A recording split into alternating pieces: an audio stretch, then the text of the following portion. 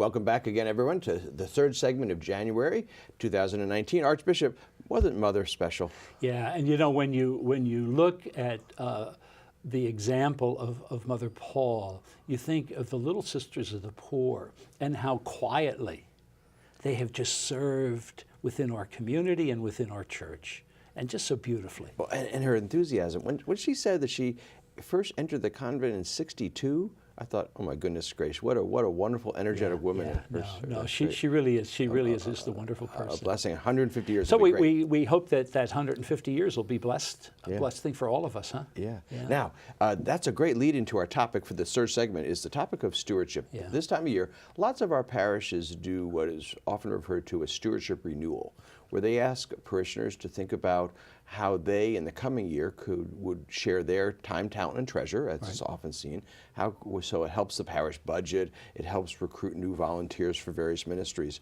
So spending some time with you talking about maybe the theology of stewardship and maybe the practice of stewardship. So Archbishop, tell us about that. Yeah, just I guess we're tempted to think, well, it's kind of a business decision. You know, we need money, we need volunteers, let's just do a day to kind of get them all. But really, there's ancient roots, Brian, to the whole notion of being a good steward. And you know, with the word itself, steward means I have been given gifts and I need to care for those gifts well.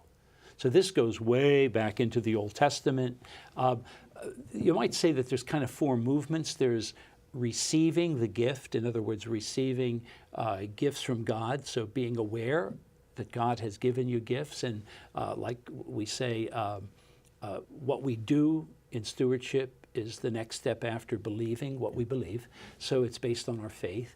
After you kind of receive the gifts, is being grateful, cherishing the gifts that God has given you, that they are not gifts for yourself, but they're gifts for others. The word charism in the church has always meant it's a special gift given by God for the service of others. And so the charism. Then the notion of actually sharing the gift. And that's that can be a very exciting thing. I think of, for example, during Lent, I love to do a Lenten budget that will be coming up pretty soon, where I figure out, now this is how much money am I able to give away this year? And then it becomes kind of an adventure to figure out, now how can I make sure I give this all away by the time the end of the year, as opposed to grudgingly, you know, opening your wallet and having moths fly out or something like that. So it's sharing. And this fourth point is, I think, very important, and that is returning thanks to God. You say, well, no, if I'm sharing, somebody should be thanking me. No. If I'm sharing with others, that's a privilege. And so I need to then return thanks. I often think, Brian, when I was little, I was told that when the priest at the offertory has a paten and has the host on that paten, to put myself on that paten. That's the notion of stewardship, to be able to place your gifts, knowing that they're from God, and knowing that as you share them, it's actually an act of prayer, it's an act of faith. And it's making us more generous. Yeah. I remember, it goes back over 30 years, when the Catholic bishops of the United States wrote their pastoral letter. The subtitle for the pastoral letter on stewardship was A Disciple's Response. Yeah, that's it. So if you follow, disciple means to follow, so if you follow, that naturally leads to an overflow of service to others. It's kind of hard to follow and stay selfish. I mean, you almost want to open. It's that notion, Henry Nouwen was the one who I think talked about the open hand. It's that notion when we go to God with open hands, those open hands tend to then be generous sharing with others, and again, return in worship to God.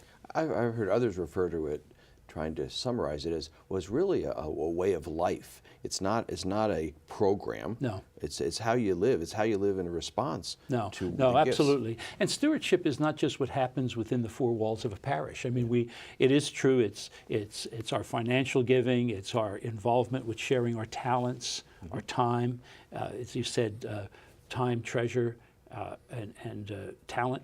But it's also really the way in which we approach family members, the way we approach our work. It's this notion that I'm not going to put myself first. I'm going to resist the temptation to always look first for, well, what's in it for me? Yeah, yeah. Even Brian, our civic responsibilities when we vote are an act of stewardship. It's saying, okay, I'm now taking an opportunity to enrich the community within which I live. I'm going to elect good people. I'm going to maybe participate in the life of the community. You said it's a way of life, and I think that's true. I even remember someone describing it as even about health. You know, the first gift we're given is our own bodies, and if we don't take care of our first gift that we're given, then that's a stewardship act too. So well, and I remember, again, in grade school, fifth commandment was thou shalt not kill, was caring for your own body. It was exactly that.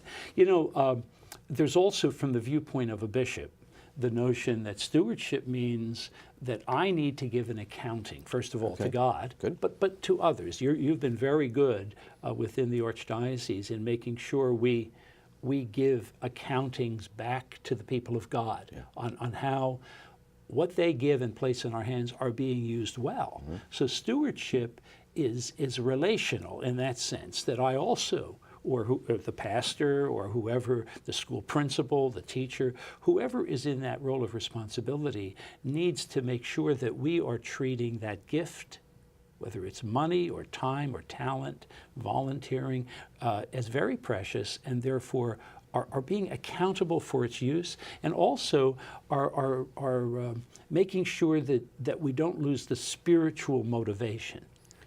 Okay. That's the spiritual, but there's a practicality question.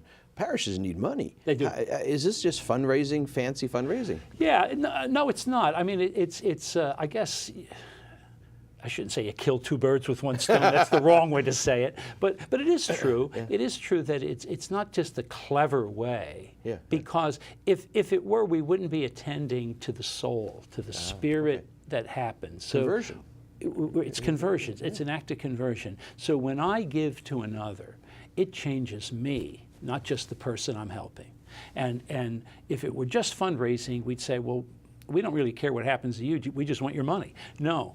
In this case, we want that act, that way of life, to actually convert all of us to be more deeply, to put on Christ Jesus, as St. Paul says. So it's not a quick fix. It really is a way the church lives out responding to Jesus. It really is. It really is. And when all is said and done, Brian, people will say, well, let me know the need, and I'll let you know whether I'm going to give. And there's a certain truth to that.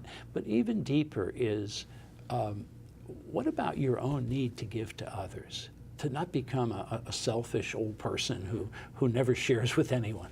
Well, you teach us so well. You again brought that back to that truth that is so important. I know you share with us that when we do something for someone else, we change. Our heart, you once described it, your heart grows bigger. Exactly, That's exactly. Great. Thanks, Archbishop. Oh, you're welcome. And thanks, everybody, for tuning into our January edition of Conversations with Archbishop Kurtz. What a great show we've had. I hope you've enjoyed it. See us again next month when we do the February show.